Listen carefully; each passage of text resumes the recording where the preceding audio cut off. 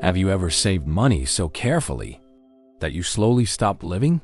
Stopped buying what you needed? Stopped fixing real problems? Stopped enjoying small things? Stopped breathing freely? And then one day, life asked for that money anyway, and you realized something terrifying. You were not building peace. You were feeding fear. Today's story is about a man named Juck, and the night he discovered that money hidden in fear cannot protect a life. Juck lived in a beautiful riverside town that looked peaceful from far away, but never truly felt secure. Tall green trees stood along the muddy roads, their leaves moving gently in the wind after rain. Birds crossed the pale morning sky in loose patterns. A quiet river curved beside the town, shining silver under the sun. Beyond the last row of homes, wide green fields stretched into the distance. Wild grass bent softly in the breeze. Flowers bloomed near the water after rainfall. In the early mornings, mist rose from the river and drifted between the trees. And in the evenings, the whole town glowed softly under the last light of day. It was beautiful, but beauty does not remove pressure. And in that town, pressure lived in every home. Electricity failed often. Rain flooded roads. Food spoiled quickly. One broken tool could ruin a week. One sick child could empty a pocket. One power cut could turn a calm evening into a hard one. Juck was 34 years old. He worked long hours repairing electrical lines, broken switches, damaged wires, and small home systems in houses and shops. His hands were rough. His shirt often smelled of dust, metal, damp soil, and rainwater by the end of the day. He was not lazy. He was not careless. He was not weak. He worked hard, very hard. But one fear stayed close to him. What if one bad day takes everything away? That fear did not arrive all at once. It grew quietly. A delayed payment, a leaking roof, a broken tool, a price increase, a power cut, a flood, a small problem that suddenly became expensive. And little by little, Juck began believing one thing with all his heart. If I save enough money, I will finally feel safe. So he began saving, not wisely, not purposefully, fearfully. He took a small metal box, wrapped it in old cloth, and hid it beneath loose floorboards under the bed. Every week he placed money inside. At first, it felt responsible. Then it became extreme. He stopped replacing worn-out things. He stopped buying fruit for the house. He stopped fixing a leak near the kitchen wall. He kept wearing sandals with cracked soles. He avoided buying better work gloves, even after cutting his hands more than once. Some days, he even skipped lunch to put more money in the box. Each time he denied himself something, he told himself the same words: "It's for safety." His wife, Sarah, noticed the change before anyone else. At first, she stayed quiet. She saw the tension in his face. She heard the tiredness in his voice. She thought maybe this was only a hard season. But hard seasons become dangerous when silence stays too long inside a home. One evening, heavy rain hit the roof in thick, fast drops while Sarah served dinner by lantern light. Their daughter, Nia, sat near the table trying to finish schoolwork under weak yellow light. The power had gone out again. The room was dim. The rice was cooling too fast. The air smelled of damp clothes and rainwater. Nia looked up from her notebook and asked softly, "Papa, when will we fix the light in my room?" Juck looked down at his plate. "Soon," he said. But soon had been living in that house for too long. That night, long after Sarah and Nia had fallen asleep, Juck pulled up the loose floorboard and took out the metal box. He counted the money again. It was growing, but strangely, the more it grew, the less peaceful he felt. Because hidden money does not always create security. Sometimes it creates fear. Fear of losing it. Fear of touching it. Fear of spending it. Fear of life itself. And life always interrupts plans. A few weeks later, the interruption came. 3 nights of heavy rain fell over the town without mercy. The river rose. Roads became soft and dangerous. Water crept under doors. The air smelled of mud, soaked wood, and wet grass. By the 3rd night, the kitchen wall in Juck's house began leaking badly. Water dripped down into a corner where they stored rice and flour. A small steady drip became a wet stain. The wet stain became a mess. Sarah stared at the wall, then turned to Juck. "We need to fix this now," she said. Juck's first instinct was not action. It was hesitation, because using the hidden money felt like failure. That was when Sarah finally said the words she had been carrying in silence for months. "You are saving money like it matters more than the life we are already living." Juck said nothing, because deep down, he knew she was right. Still, he waited, and life punished the delay. 2 days later, Nia developed a fever. At first, Sarah thought it might pass. Then Nia stopped eating. Then her forehead grew hotter. Then her small body became weak. They rushed her through muddy roads to the clinic. The nurse looked at Juck and said gently but firmly, "You need to pay first." Juck ran home through the rain, pulled up the floorboard with trembling hands, grabbed money from the box, and ran back. Nia got treated. The fever came down. She recovered. But Juck did not feel relief. Not fully. He felt fear, because the box was thinner now, and something dark inside him whispered, "What if something else happens next?" That whisper did not leave. Soon after, one of his old tools broke during a job. Then, one sandal split on a slippery road while he was carrying equipment. Then a customer delayed payment. Then the kitchen leak returned because the quick repair had not lasted. Every time, Juck opened the box. Every time, his fear grew louder. He had always believed that saving money would make him feel secure. But his own life was teaching him something else. The more tightly he held the money, the more fragile he became. One evening, after another power cut, he stepped outside for air. The town was mostly dark. Only a few candles flickered behind windows. Rainwater still clung to leaves. The river moved quietly in the distance beneath the sound of insects and damp wind. And then Juck noticed something strange. Across the road, one small house still had light. Not generator light. Not candlelight. Steady light. Warm light. He walked closer. It belonged to Mr. Tarrant, an older man who repaired radios, fans, and small machines. Tarrant was not rich, not loud, not important in the eyes of most people. But his small home felt calm while the rest of the street sat in darkness. Juck knocked. Tarrant opened the door. "How do you still have light?" Juck asked.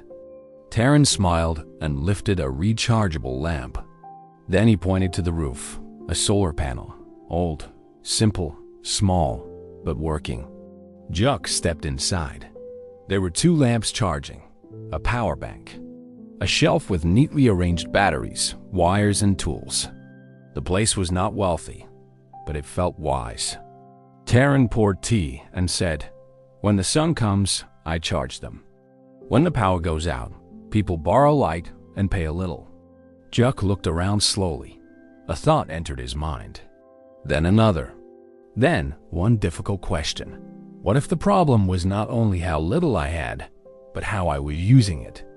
Tarrant seemed to see the struggle in his face. Then he said the sentence Juck would remember for years. Money under the floor stays afraid. Money turned into useful things begins to work for you. Juck walked home in silence. Not inspired, disturbed. Because suddenly, the metal box under his bed no longer looked wise. It looked trapped. That night, while rain tapped softly on the roof and a weak lantern burned beside him, Juck sat at the table with the metal box in front of him. He opened it, counted the money, and for the first time, he did not feel proud of the amount. He felt the weight of all the life they had postponed because of it, the fruit they had not bought, the leak they had not properly fixed, the work tools he had not replaced. the comfort they had denied themselves, the way fear had become the manager of their home. When Sarah entered quietly and saw him still sitting there, she asked, "Are you still saving for safety?" Juck looked at the money, then at her, and for the first time in months, he answered honestly. "No," he said softly. "I think I've only been saving for fear." Sarah sat across from him. The room was quiet except for the rain and the small trembling flame of the lantern. Then Juck said something that changed the direction of his life. "I don't want money to sit there while life keeps breaking around us. I want what we have to start helping us live." Sarah looked at him for a long moment. Then she nodded. Not because she fully understood the plan, because she could hear the truth in his voice. The next morning, Juck used part of the money to repair the kitchen leak properly. Then he replaced his broken tools. Then, after several days of thinking and calculating, he used more of it to buy 2 rechargeable lamps, 1 strong power bank, 1 used solar charging unit, and 1 waterproof storage box. He felt exposed carrying them home, because spending still felt dangerous. But for the first time, it also felt alive. He installed the solar unit where sunlight stayed longest beside the house. He charged the lamps during the day. Then, when the next blackout came, he offered light and phone charging to neighbors for a small fee. At first, only a few agreed. Some looked doubtful, some were suspicious, some laughed a little. One man even said, "So now you sell sunlight?" Juck did not argue. He simply kept going, because for the first time in a long while, money no longer felt frozen. It was moving, returning, helping. One family rented a lamp so their children could study at night. A shopkeeper paid to keep his phone alive during a power cut. An elderly woman borrowed a light during a storm and cried when Juck brought it to her because she had been sitting alone in darkness. That night, Juck wrote every cost and every payment in a notebook. Every gain, every loss, every lesson. And slowly, something beautiful happened. His fear began to weaken, because fear loves stillness. But wisdom grows through movement. Week by week, Juck improved the system. He added another lamp, then another power bank, then safer charging wires, then a covered wooden shelf to protect equipment from rain. Mia began helping him write names and times in the notebook, proud to feel useful. Sarah managed the home with more peace, because the lights were no longer a daily struggle. Their meals became calmer, their voices softer, their evenings less tense. Not because they had become rich, because they had become purposeful. But the real moment that changed Juck forever came later. One night, during a blackout, someone knocked hard on the door. Not a normal knock, a desperate one. Juck opened it and saw a man from the far end of town, soaked with rain and breathing hard. "My wife is in labor," the man said. "Our phone is dead. The road is dark. Please, I need light." For half a second, Juck froze, because the lamp the man needed was his best one, the strongest, the one he depended on most. The old fear rose again. What if it gets damaged? What if it disappears? What if I lose what I built? But then Juck looked past the man into the night. The road was black. Rain was still falling. The river wind moved cold through the trees. And without another word, Juck handed him the lamp and the power bank. The man ran into the darkness. For hours, Juck sat awake, listening to rain hit the roof, wondering if he had just made a foolish choice. No payment, no promise, no guarantee, only risk. The old fear returned and whispered, "See? This is what happens when you stop hiding." But just before sunrise, the man returned. His face was wet with rain and tears. In his hands were the lamp, the power bank, and a small cloth bag of money. "My daughter is alive," he said quietly. "If you had kept your light hidden, we would have been in darkness." Juck stood there in silence, because that moment changed him more deeply than profit ever could. He finally understood. Money becomes powerful, not when it is hidden, but when it becomes useful in the right moment. Months later, Juck bought a stronger solar panel. Not large, not glamorous, but enough. Enough to keep the lamps ready, enough to charge phones, enough to power his work tools, enough to keep his own home bright when the town went dark. But life still had one more test for him. One evening, after weeks of progress, the rain returned harder than before. Wind shook the trees violently.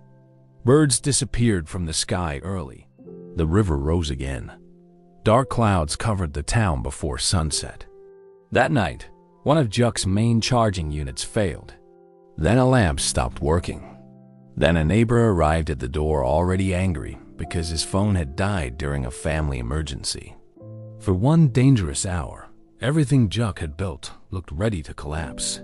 The old fear came back instantly. The same tight chest, the same racing thoughts, the same urge to hide. And right there, standing in the doorway with rain hammering the roof and frustration rising around him, Juck had to make a decision. Would he become the old man again? The man who froze? The man who clung? The man who feared using what he had? Or had he truly changed? He looked at the broken charger, looked at the waiting faces, looked at the notebook. Then he did something the old Juck would never have done. He used part of his earnings immediately to replace what failed. No panic, no hiding, no guilt. Just action. That moment changed him more than the first investment ever had. Because that was the moment he finally understood. Money is not safest when untouched. It is safest when it can keep solving problems. Months later, when the whole street lost power again, Juck's house stayed warm and steady. Lantern light filled the room. Nia smiled while doing schoolwork. Sarah cooked without stress. Rain continued outside. The river moved in darkness. The trees bent softly in the night wind. But inside that house, there was light. Real light. And with it, something Juck had not felt in years. Peace. Not because a hidden box under the floor was full. Because life was finally being supported, not postponed. That night, Nia looked up and asked, "Papa, are we safe now?" Juck smiled gently. Then he answered with the wisdom life had taken a long time to teach him. Safer than before. Because now we are building, not just hiding. Later, he took the old metal box, emptied it, and placed it on a shelf above the notebook. Not as a treasure, as a warning. A warning about the kind of saving that slowly teaches a person to fear living. And from then on, whenever people praised him for saving well, Juck would smile quietly and say, "I learned that money hidden in fear stays silent. But money guided by wisdom can create light." So if you have been saving in a way that is slowly shrinking your life, ask yourself this: is your money protecting your future, or is your fear controlling your present? Because the goal is not just to save. The goal is to live wisely, to use what you have with purpose, to build something useful, to let money support life, not replace it. And remember this: sometimes the bravest thing is not holding tighter. Sometimes the bravest thing is finally letting what you have begin to work. Like this video if this story made you think. Share it with someone who may need this lesson today. And comment below, do you save from wisdom or from fear? Don't forget to subscribe to Meratic Tales. I'll meet you in the next interesting video.